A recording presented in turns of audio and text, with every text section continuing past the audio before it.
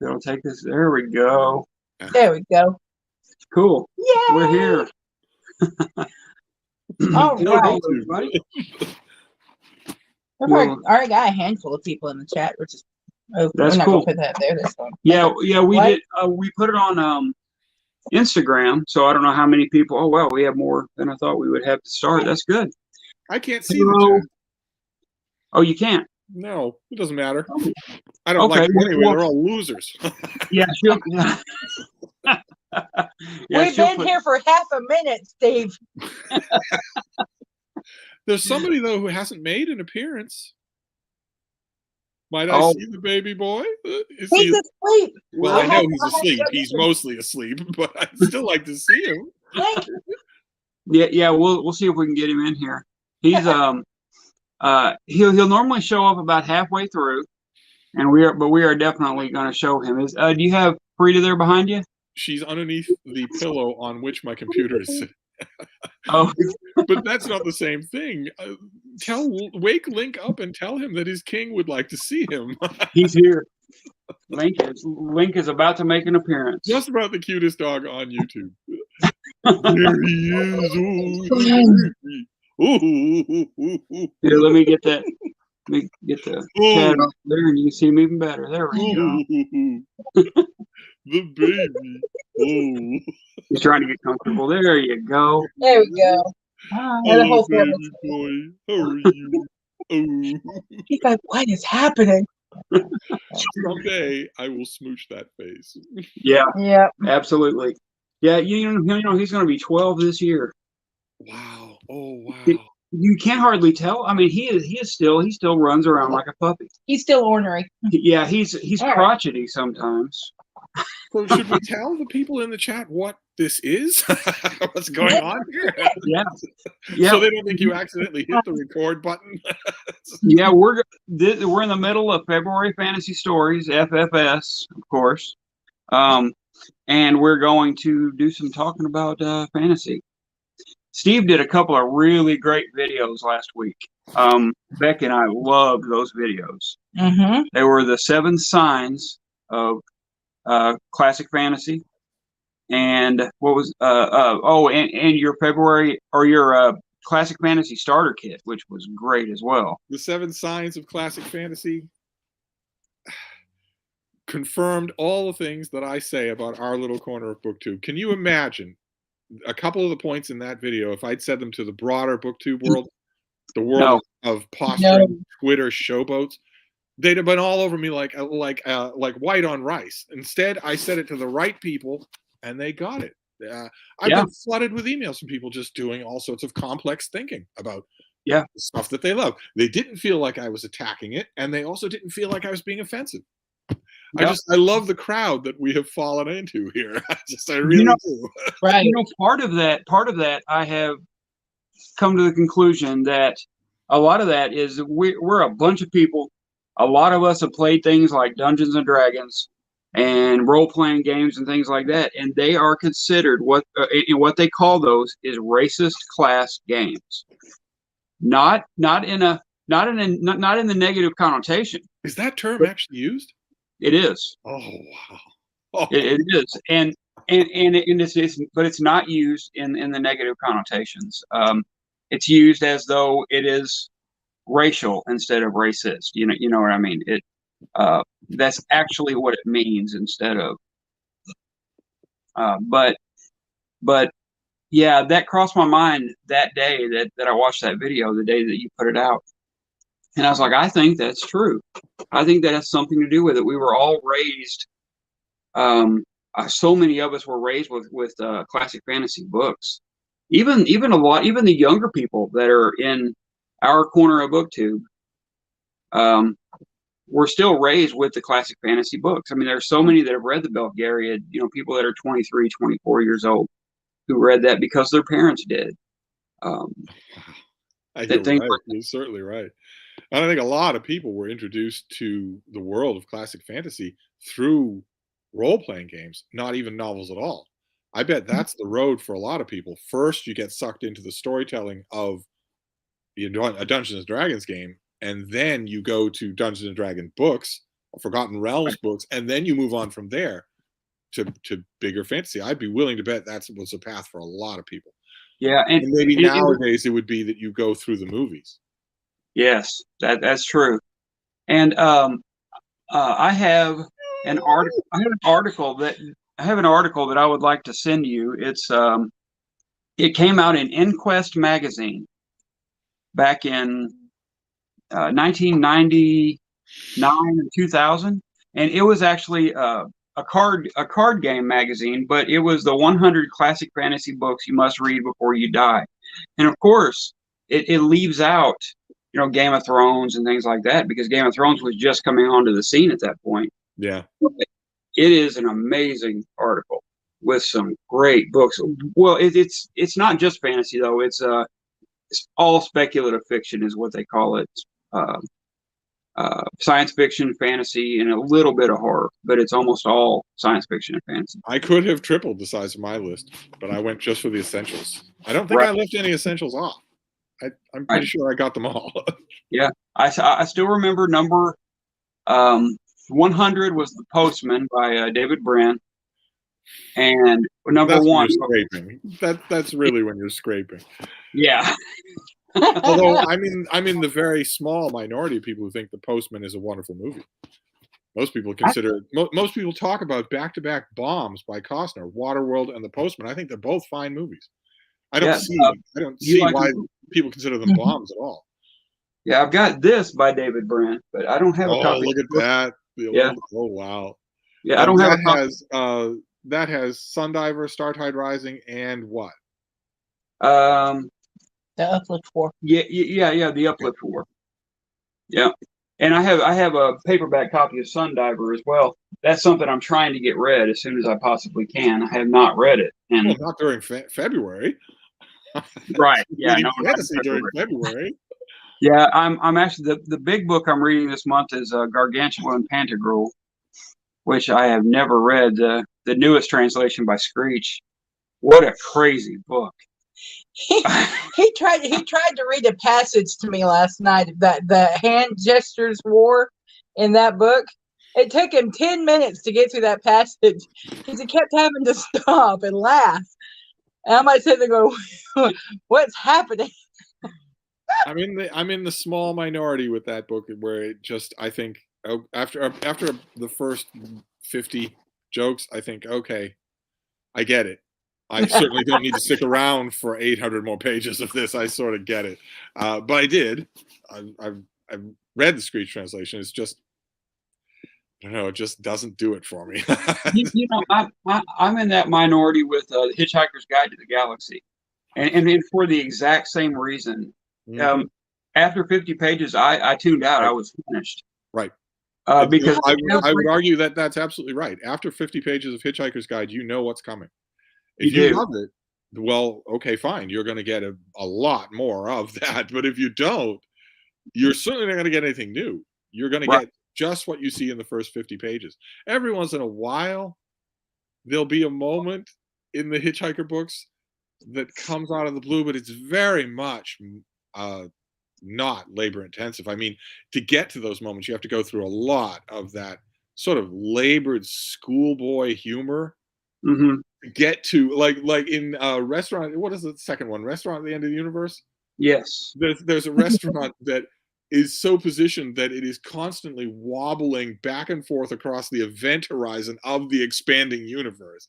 So 1 minute it's there and the next minute it's not. And so every night, one of the dinner time entertainments is for everybody in the restaurant to see Earth winking out of existence. So every night there's a little murmur in the audience of people going, "Oh," had their meal ruined. And that's a great moment. It's really well done. But good God, I couldn't tell you the 100 pages before or after it. I couldn't tell you that. Right. And much as I hate to say it, because I love the guy, the same thing I think is true of the Xanth novels of Peter Anthony. Peter Anthony. Yeah. Once you get the gimmick, I think you're okay. You're not going to encounter, and there's so many of them. They're like 20 books. I think there's 50 books now. Yeah, there's. I think there's well into the 40s at least. Yeah. I mean, I bought them They're still originally. publishing. I bought those mass market paperbacks for their beautiful covers. I remember when I went to the dry goods store in small town Iowa and saw Spell for Chameleon with that beautiful cover. Yes. That yellow boy ochre cover. questioning hippogriff, and I thought, okay, well, I don't know what's in this book, but I want that cover. Right. Yeah, I think my favorite cover was Ogre. Oh yeah, it's a gorgeous cover. It really my is. favorite of all those Big covers blush. is Dragon on a Pedestal with Yes! the little girl standing on the dragon. That I think is just fantastic. But The what Stanley in steamer. the book is anywhere near as good as that cover? There isn't anything in the book Dragon on a Pedestal that's anywhere near as good as that cover. Yeah, Becky did an interview with Piers Anthony for one of her college courses as a final, I think. Yeah. Because he lives actually not that far from here. He only lives about 4 hours from He here. lives in Florida. Can you believe it? I can't believe it. Yes, given the map of Xanth, I can't. I know. But yeah, he's a nice guy. He's a little dirty old manish, but he's a nice guy. Yeah, Where you can people tell. live now is a very favored location. You Yeah. have direct access to Big Canoe News. We do. We do. We get the newspaper. Yeah, we actually subscribe, so we don't have to drive for it. But still, man, what a beautiful little newspaper that is. Beautiful It's not little newspaper. tiny. Of course, it would be tiny if it were weekly, but with it being monthly, it is just beautiful, and it's a nice thick paper. It is not tiny. You know, I mean, it's not Atlanta Journal-Constitution thick, but it's, you know, it's It very much could be. Its book section is certainly better than the Atlanta Journal-Constitution. so Not much. even a comparison. The Atlanta Journal-Constitution barely does anything, and when they do, it's paper thin. Yep, the only thing we ever bought the Atlanta Journal-Constitution for were coupons. To cut coupons. That was it. They like to advertise on Sundays. They have double coupons. But they have movie critics and such. Yeah. You know, and if they have a book criticism, it's one book or two at the very most, and they're not and they're not in depth. So and they're not even Atlanta Journal-Constitution critics most of the time. They come from somewhere else. And yeah, they just pull them off the wire. They pay for them. Yeah. And so when it comes to Fantasy February, I have a question for you two, the brainchilds of Fantasy February. What is your fantasy history when it comes to movies and TV? Rather than books. What is the for instance, movies are easy. What's the first fantasy you watched on TV, or have you ever? First fantasy I watched on TV. I know what mine. So not a movie that was then cut up and broadcast on TV. It's something that was made for TV. Mine you two were too young for Beauty and the Beast. The television show with Ron Perlman. With Ron Perlman and Linda Hamilton, we watched it. Yeah, you did. Yeah, we did. Yeah, we both watched that and enjoyed it. I mean, okay, but you're definitely too young for Fantasy Island. I watched it on reruns when I was a kid. Keep saying. But the first fantasy I remember watching was the Dungeons and Dragons cartoon. Oh, no kidding. Yeah, that was very, very early 80s. We actually didn't get a television until 1987 when I was 12, because I was raised Pentecostal and we did not have a television in the house. Oh, wow. Yeah, until I was, for what, 13 minutes? We finally have a sex bot in the chat. Oh boy! See, Steve, we have arrived. We have bots now. We're serious booktubers. I draw the sex bots out of the woodwork. It's because you're such an influencer. I think the first real fantasy thing that I recall watching was actually a cartoon. It was probably She-Ra. Yeah. Imagine that He-Man or She-Ra would be the answer for most people. Yeah, I think so, because it came out in 84, 83, somewhere in that time frame. I would have been probably 9, 10 when He-Man came out, and then I was told if I watched it, I was going to get beaten when I got home. So, yeah, it was. I was told it was evil and that I wasn't allowed to watch it, and I watched it anyway. Yeah, I was I was around the time of like Fraggle Rock, and there's a great sort of anime show called Grimm's Fairy Tales that was wonderful. I absolutely loved it. It's sort of almost responsible for my love of fairy tales now. But yeah, for TV, it was all that. It was the Saturday morning cartoons. Yeah. I often think that the reason why there hasn't been as much good fantasy on TV as good science fiction on TV is because TV always gets the cast off stuff from the movies. Sets, costumes, props, that sort of thing. And there hasn't been good fantasy in movies until just recently. Yeah. There weren't any props. I mean, if you're a 1980s TV show, what are you going to do for a dragon? You're not going to do anything for a dragon, much less 10 of them. It would have looked worse than Dragon Slayer. You remember the Dragon Slayer movie? I did. It was fun. You know, it was a lot of fun. Oh, Dragon Slayer is a fun movie. Absolutely. Yeah. It's just not. I mean, when push comes to shove, it's a better book. The novelization is better than the show. I did not read what was the name of the Matthew McConaughey, Christian Bale dragon movie? Reign of Fire. Reign of Fire. There, the dragons were completely convincing. Completely. It was just a little bit of a wince-worthy movie. You know, that Matthew McConaughey decided to play his character as the ugly American. He decided to play his character like the Robert Duvall character in Apocalypse Now. And you're sitting there in the audience as an American thinking, wait a minute, and then you're going, oh no, it's pretty accurate. That's how it really is. It's another one of those movies in which Matthew McConaughey played Matthew McConaughey. Yes. Yeah. But yet, for me, and in movie wise, the first fantasy movie I remember was Legend. Really? Yeah. Yeah, she was born in 82. Legend came out, I believe, in 84 or 85. It was around there. But I collect unicorns. I've always been a unicorn girl. So that was the end all be all of fantasy movies for me. We watched it again a few years ago, and he hated it. I hated it. Well, it's awful. He's right to hate it because it's awful. I love it so much. Well, you can love it, but it's a terrible movie. Yeah. When Tim Curry was interviewed for, in the press barrage when that movie was coming into theaters, one interviewer in London actually came out and asked him, "What's this movie about?" And I can't repeat his whole answer word for word in a family live stream, but it boiled down to I have no idea. I have no idea what this. Yeah, I'm pretty sure it didn't have a plot. No, it didn't have. It was basically a whole bunch of stills sort of super glued together. And I thought it kind of was, but it was pretty. And I thought the sound effects. It was pretty. The sound effects were some of the dumbest things I had ever seen in a movie. It was whale sounds for unicorns. It worked for me. Now, what about since if we're talking about fantasy in the movies, what about your own exposures to Peter Jackson's Lord of the Rings?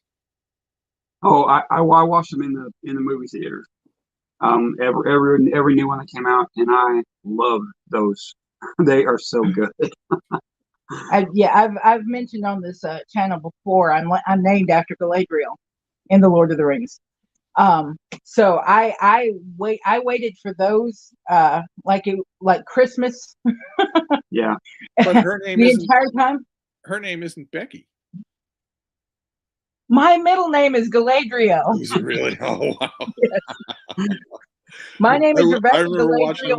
I got a free pass to the first one, and I went with a heavy heart because I went to the movie theaters to see Ralph Bakshi's Lord of the Rings, and it's got a lot of flavor. It's got a lot of heart, but it's terrible.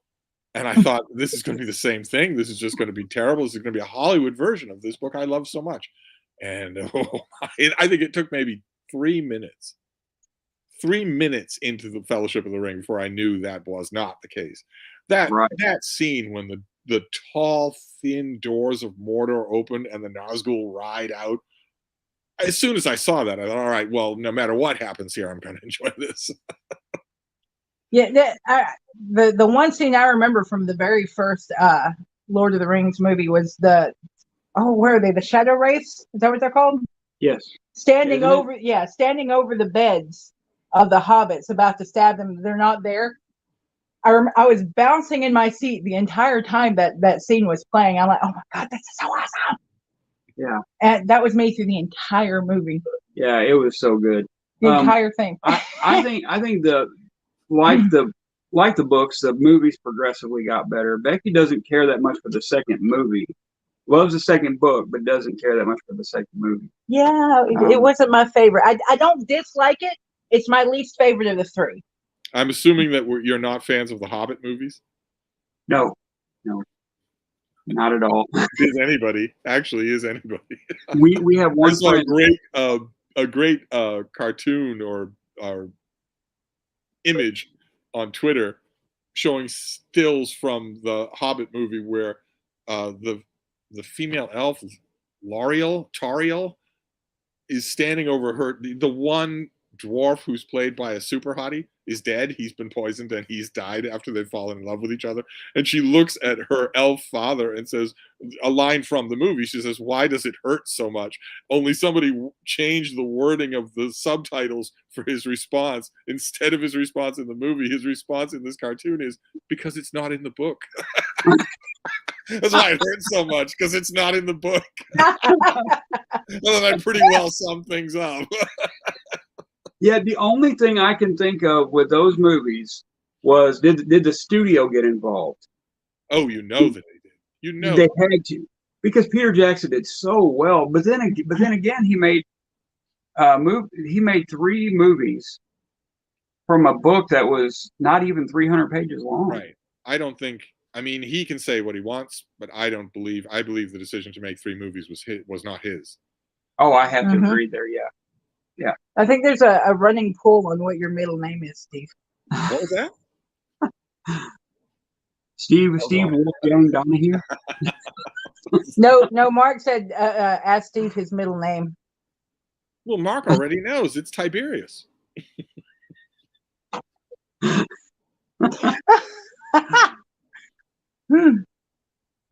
that's mine too. Your middle name is Tiberius? Now it is. Okay. Yeah. All right, I can handle that. Scott, no, I don't know, Robert Tiberius. They just have the same ring to it. And my first name is actually Robert. So if anybody gets an email and it comes from a Robert Bryant, that's me. Even if my middle name were Tiberius, my initials wouldn't be any better. The cross I have to bear. That's all.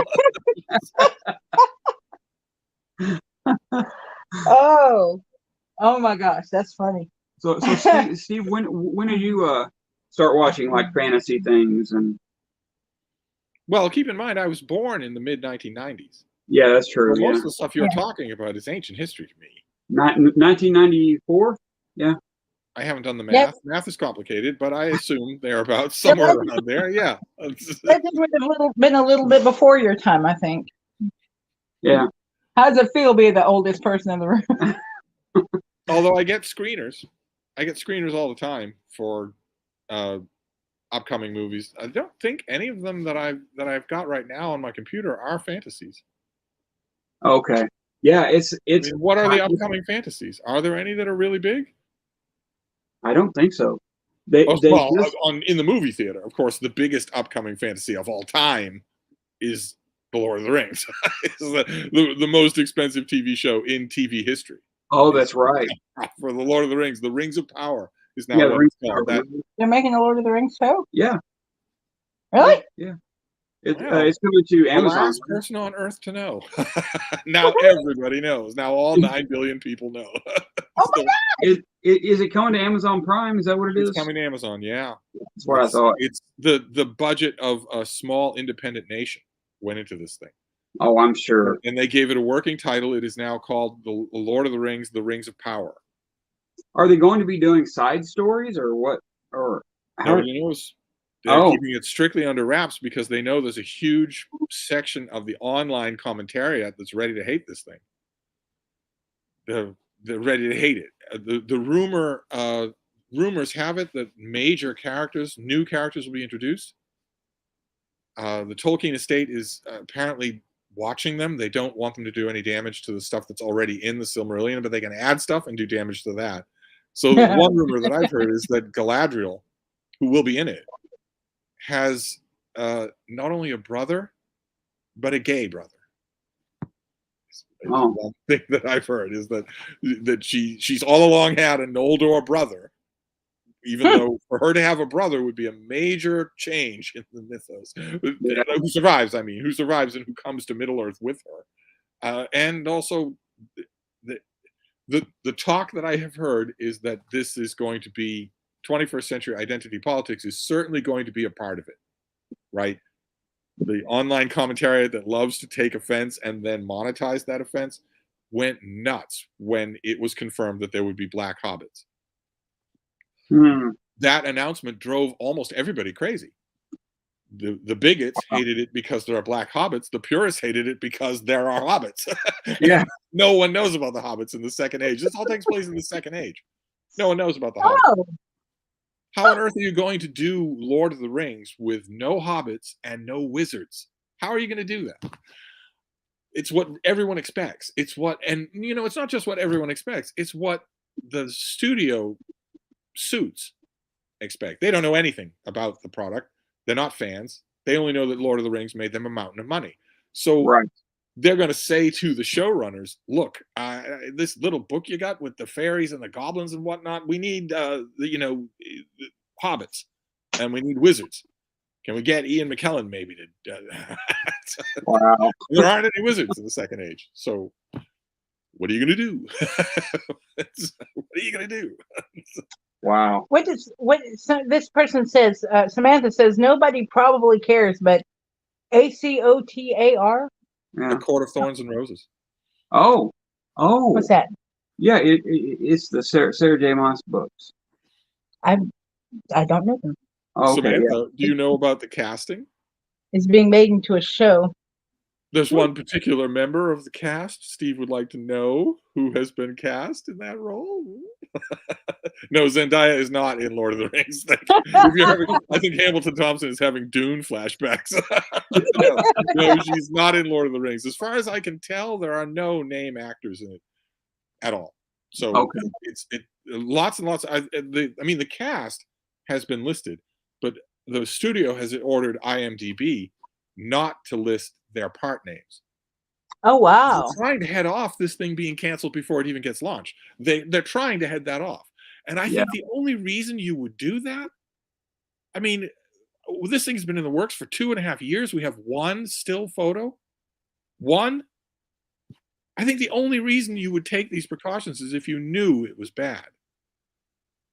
I have this horrible sinking feeling that it's going to be bad. When actually, if you think about it, I mean, Tolkien purists are mad because if it's called The Rings of Power, that means 9/10 of the Second Age won't be in it.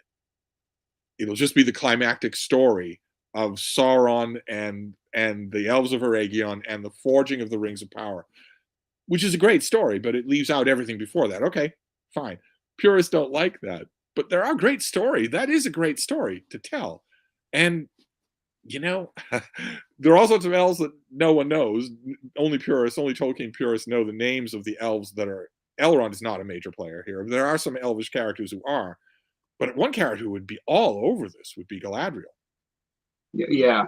But the show would belong entirely to Sauron. To whoever it is they get to play Sauron. It would belong entirely to that character, because he is still a good guy. Right. The period that this story takes place, everyone except a few elves think he's a good guy. And he corrupts an entire nation. That would be a great story. I don't know if they're going to do it. They're being very under wraps about it. I do look forward to hearing what people are saying about it, you know, with the previews and all of that. But surely, I mean, it can't be our Lord of the Rings. It just can't be. I'm still wanting to know the casting for A Court of Thorns and Roses. One particular cast member for The Court of Thorns and Roses. I'm afraid that I'll lose the stream if I look it up on IMDb. You are a fan of that series, aren't you? No, it's you're not. No. Oh, but depending on the casting of one particular part, I might be a fan of the show. Okay. You I never look. know. Hold on. Begg's going to look it up and see if she can see any casting. Now you two know how to flash up still photos in a StreamYard, right? Because you're all tech savvy. Not in a StreamYard. I've never done it. They don't have a cast yet Sure they do. on IMDb. Go to all cast and crew. Maybe it'll say something. Writer and producer. Oh, writer Oh and wow, producer. there's no cast yet. Okay. No. Well, for I am dying of curiosity about Lord of the Rings. Just dying of curiosity as to what they do. You know, the minute they give us anything, Tolkien fans will know a lot about this show, which is, I think, why they haven't given us anything.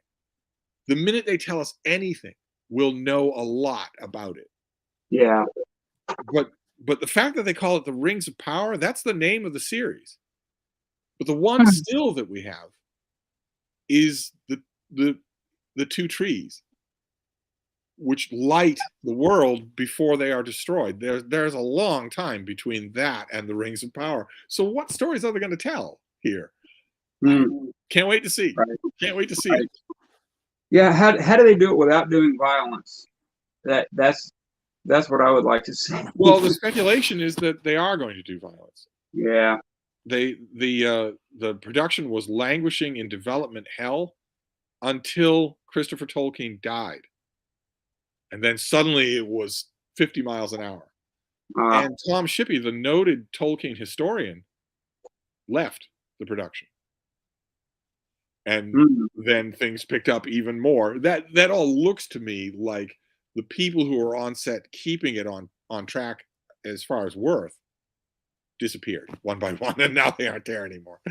And the thing that made the news very first thing about this series is that they hired an intimacy coordinator. A what? It's a Hollywood specialist in making sure that sex scenes look believable. Oh boy. Really? That is what an intimacy coordinator is. That's their only job. What kind of schooling do you have to have for that? And also, what on earth is such a person doing on the set of the Lord of the Rings movie? It means we're going to get bedroom scenes. And it's kind of like what the Sookie Stackhouse books, the True Blood series. True Blood. Yeah. The Sookie Stackhouse books, they were romances. There were sex scenes. They were not explicit, but Lord have mercy, that TV show. The show was pretty explicit. And got more so as it went along, because fans of the show kept writing in and saying, "We like this. Please give us more." What I'm afraid of with Lord of the Rings is that they're going to try to turn it into some grim, dark. Well, yeah. Jeff Bezos has already said that he bought the rights to it because he wants his Game of Thrones. That was his phrase. That was his phrase. Wow. And that doesn't work. Oh, Rings. And the only reason you'd even think that it would is if you had no idea what you were talking about. So he's obviously never read the books. He's the one person in the world who's never read the books. Can you imagine the sheer dark irony of someone with the money to buy the rights to Lord of the Rings who hasn't read it? Just no. Ugh. Wow. That's offensive on a bone deep level. Well, and he is deep into 21st century social media wokeism. He's deep into that. The stupid end of it, not the legitimate end of it. So what are we going to get? Are we going to get an elf in a wheelchair? What's going to happen here? The material, the raw material they have to work with doesn't line up with what somebody who doesn't know Lord of the Rings wants, right? The elves and the dwarfs and the wizards and all, you could make a great story out of it, but you would have to give fans a lot of stuff they don't know.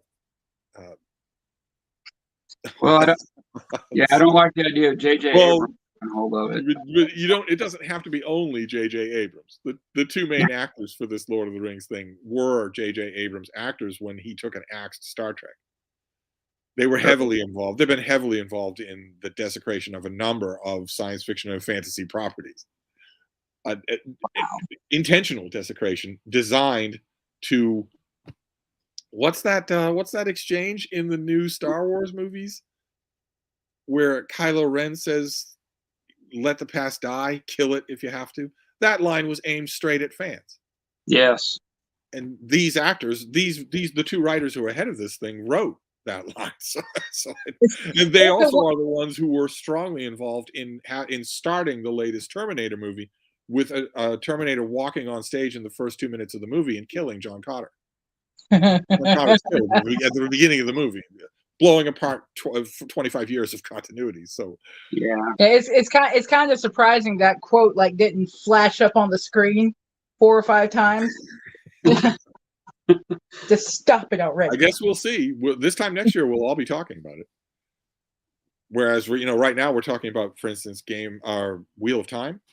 When I was up in Vermont before they kicked me out, we were watching the Wheel of Time. We were watching up to its rousing conclusion. Wow. Have you read the Wheel of Time? No, I've read the first one. I have not. Robert Jordan needed an editor, something fierce. Yeah. I think it was entertaining enough, but it was the beginning of grimdark fantasy, pretty much, wasn't it? I mean, it was the beginning of epic 1,000-page. Not grimdark. It wasn't the beginning of grimdark, but it did kick off for the modern era an absolutely poisonous idea, which is that you start a massive series and then just don't end it. Just keep writing it forever. Yeah, which is absolutely deadly. The Tarmai Guidon, the great battle that everyone talks about, that is going to wrap up this turning of the wheel in the Wheel of Time, should have been the conclusion to the third book. That should have been it. It should have been, Eye of the World, The Great Hunt, and A Dragon Reborn. That should have been the whole trilogy. And instead, you don't get that battle until after Robert Jordan is dead. he died in harness. It's Brandon Sanderson who writes that battle, like 10 books later. Right. Yeah, and it's Paul. Great. Don't get me wrong. It's great. The final book in the Wheel of Time series gives us the final battle. The narration of the final battle is 200 pages. Yeah, I've heard that. It probably would have been a better, more consistent series had Sanderson had it from the beginning. But of course, Sanderson's too young for that. But still, I like to watch Sanderson's videos on YouTube, talking about writing and things like writing videos. Yeah, you get the feeling that you'd probably like to sit in a room and talk with him. Yeah, I would love to sit in a room at, maybe not at BYU. I'm not sure I'd be completely comfortable, but to sit in a room with Brandon Sanderson and just have a discussion. Scott Danielson probably has. I like his writing videos too, but boy, like everything else this guy touches, they go on too long. Yeah, they do. I'm watching them, and after a very short amount of time, I'm watching those writing videos, and I'm thinking, okay, not just the people in the audience, but every single one of you who's watching this could be writing right now. He's covering basics over and over again. You could be writing right now. You could learn the mistakes on your own. Yeah. Oh no, urban fantasy. Crimson Storm Press wants to know what we all think of urban fantasy. Oh no. Paul, I am fairly certain I'm the only person I know who absolutely loves urban fantasy. What is it about you two and the events that you make? You come up with 4 prompts in your events, and the 4th prompt is always the one everybody hates. The last time it was time travel. Now it's urban fantasy. Yeah, it's because I'm the one making the prompts usually, and these are the ones that I love. Yeah, I'm ending the month on a high note for me. She makes the 4th prompt. Screw everybody else. But yeah, she does love urban fantasy, and I'm okay with some urban fantasy. I'm not a big fan of Jim Butcher though. I don't think he is one of the better urban fantasy writers. I think there are better urban fantasy writers out there. I think what is her name? Kim Harrison is a better urban fantasy writer than. You like her better? I do, than Jim Butcher. Yeah, I think Kim Harrison is actually spins a pretty good tale, but it's the setting that gets to me. It doesn't make sense to me. The setting. If I want fantasy, I want fantasy. It's fantasy. What? It's because it's fantasy. The consensus is that nobody likes urban fantasy, and that is just fueling people's dislike for Becky. That is you're not doing yourself any favors. To all the people taking part in FFS, I am so sorry. I didn't mean to. Okay. In my announcement video for FFS, I apologized for you already. so I didn't mention urban fantasy. I just said, for all of you taking part, when it comes to Becky, we're so sorry. He apologizes for me all the time. I'm used to it. All right, so I have never read The Sum of All Men by David Farland. I've read the first book of the his big popular series. He just passed away not long ago. He died, what, 3-4 weeks ago? Oh. David Farland. Yeah, I had nothing to do with it.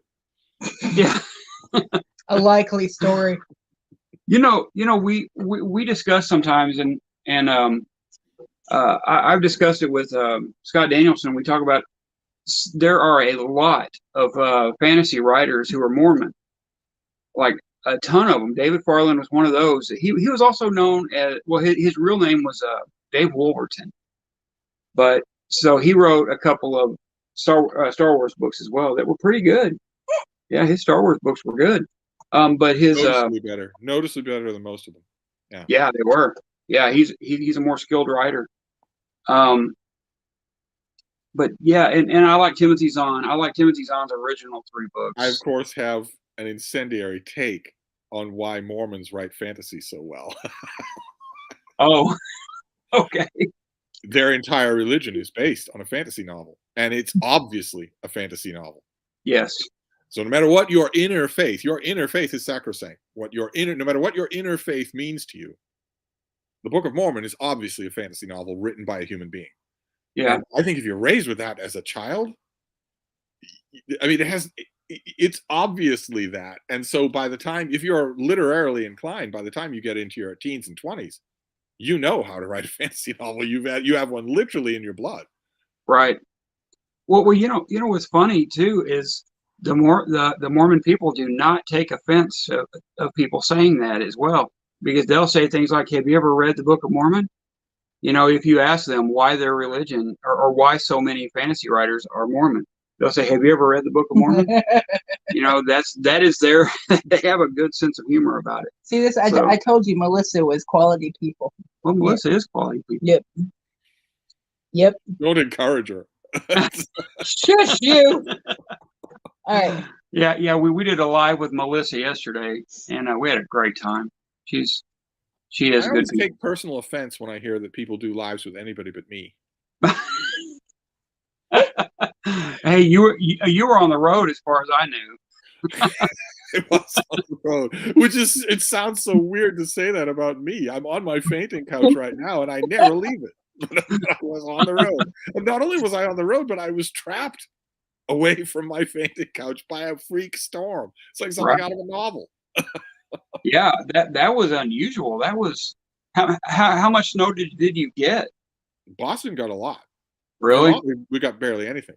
And the impact was low because you have the children for free slave labor, so you can make them shovel. Yeah. That's what kids are for. And it's all going to go away.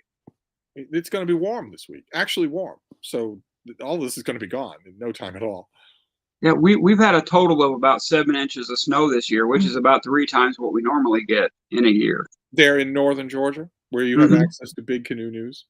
Yes. Yes.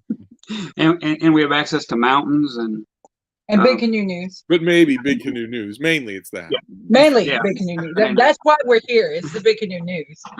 Because it's such a beautiful newspaper. You should see it. It is.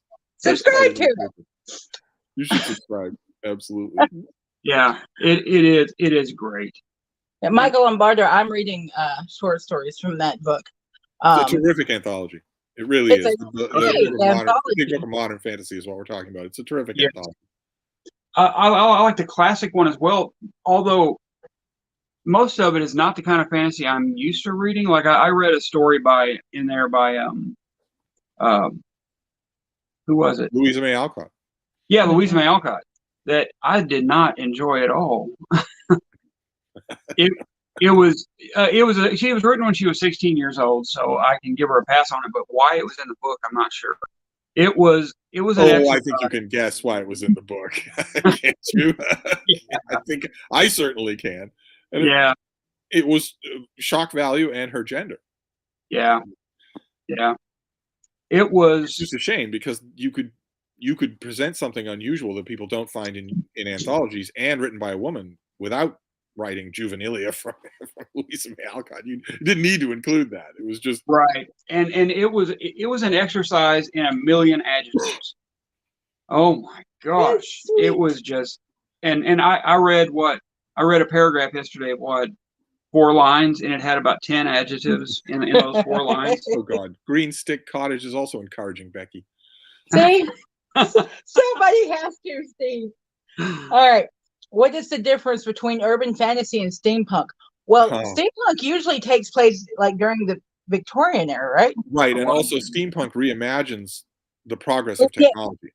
Yeah, it reimagines what progress of technology from the Victorian era. Yeah. But as if everything progressed from steampunk. I guess steampunk would be considered urban fantasy. Yes, but emphasis on the fantasy because it's a technological progress that didn't actually happen.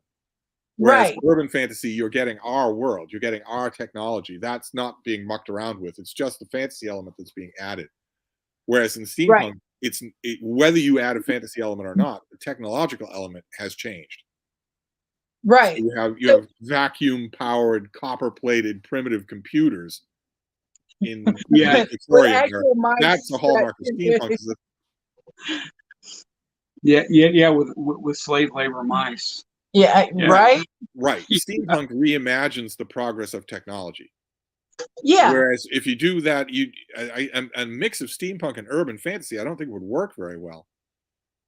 There'd be too many plates in the air. Although Perdido Street Station is an example of that. I was actually getting ready to cite Perdido Street Station. Yeah, that threw a hard element of sci-fi in there that kind of mixed it all together. Yeah. Really suited all together so that you can almost not tell the parts apart. But the number of novels that's that good are very few. Yeah. I need this kind of support in my life. It's urban fantasy. Oh yeah. No. Lisa Garrity says that Becky was right to choose urban fantasy and she should stick to her guns. And the proper response here is that Becky was not only not right to pick urban fantasy, but that she's never been right about anything except her choice of husband. And maybe dog. I'll accept this. I'll accept that. That's fine. I will too. I bet you will. Oh, Michael Lombardo. No, we didn't make any stops on the way back to Boston. You passed an Ollie's and you didn't stop? We passed a Goodwill, a very big Goodwill that I can't ever get to on my own. I need a car to get there. We passed it, but we passed it without even the temptation to move in there because it was cold and we were pressed for time. And can you imagine the reception that Mark's Deb would have got if she went back up to Vermont and told him that she went book shopping without him with me? That would have been. He'd have thrown a hissy fit to end all hissy fits if that had happened. Invite me to the divorce proceedings, really. Well, Sean, stand fast. Perhaps our host, the Breckish Bryants, could tell you what Big Canoe News is, since they subscribe. Perhaps. Wait a second. I didn't sign up for this. Okay, Sean. There's a city in Georgia called Big Canoe, and it's got a really great little newspaper that just some no-name editor works on their book section there. They have a book section. Pretty good book section. It's not the art section. They have a separate art section. They have a dedicated book section. How many newspapers have that? Right, not enough. At least not enough in the U.S. that I know of. But use full color pages in glorious Technicolor. And what Alan is saying is right. The Dallas Morning News, the newspaper, the two newspapers, the two big ones in Florida, the Atlanta Journal-Constitution, you name it. I am not gilding my own lily when I say that Big Canoe's book section is the best book section in the Deep South. By a wide margin. Oh, from all the ones we've seen. Yeah. Pages. Honestly, as far as I know, it's the only really good book section of a newspaper around here. It's because people don't read. Well, Lady Mechanica is friggin' awesome. oh yeah, Lady Mechanica is a great comic book. Yeah, I love the art. Don't like it, Steve? Answer me this question. Mhm. Does Lady Mechanica have any Kryptonians? No. No. Okay, well, that settles that then, I think. I don't know. Lady Mechanica meets Superman. I think that'd be kind of fun. This is my opinion. Let's see. What's the Hollow series? It's the Hollow series. On TV? I'm not Crimson Storm sure. is talking about the Hollow series on TV. Oh, I haven't seen that. I don't know what the Hollow series is. I'm going through the chat. And Victorian and Edwardian urban fantasy. Well, Sean says Victorian and Edwardian urban fantasy. That works for me. That also describes your channel, Sean. So it's no surprise that it works for you.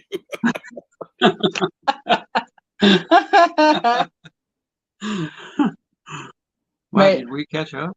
I made it through the whole chats. Can you believe it? Wow. I mean, all right. You don't have to indulge Sean with freakish Canadian spelling. If America spells color COLOR, then that's the right spelling. Okay? Do you know why it's the right spelling if that's the way it's spelled in America? Because we have more nukes than you do. That's why. These people. Who did you invite into this chat anyway? I didn't invite anybody. They just showed up. Well, Sean's version of Czech has 2 UEs at the end. I know. He's a Canadian. What kind of losers are these people? He used to live in Canada and now lives in England. So his Czech you. Yeah, pretty Czech much. Yeah. we did not start this to make fun of people's spelling. Paul, yeah. I really like that first Kim Harrison book of that series. Okay. Yeah. It's a book Hollow series? Yeah. Okay. I thought we were talking about, I don't know. It's just confusing me. There's a Sleepy Hollow series on TV that I can't imagine. I find it hard to believe that was what was being mentioned because I don't know that it has any fans. Right. Not anymore. Yeah, I saw the first few episodes of that show, and I'm still quite confused. Pure snoozers. Yeah. You know the show Fairy Tale that was on ABC for a long time was the same way for me. I could not get into that show. Mm-hmm. I tried. What about Grimm? We watched every season of Grimm. We had it because I love shows that are not afraid to do that show definitely works. Yeah. I don't know that I could put my finger on what, but something definitely works. Yeah, it does. And I love a show that does a good Monster of the Week episode. Yeah. Yeah. That they're not afraid to do it. That's why I love Star Trek the original series. What about Buffy? Is that what you love about Buffy? Buffy the Vampire Slayer? I like the episodes that do that have the Monster of the Week episode. Yeah. That's actually what I liked about like the first half of Supernatural. Which they had had a Monster of the Week episode. But it was that first season of Supernatural, I was just yelling at the screen thinking, okay, fine. You've got a great premise here. They are hunters of the supernatural, but they are completely defenseless. Yeah.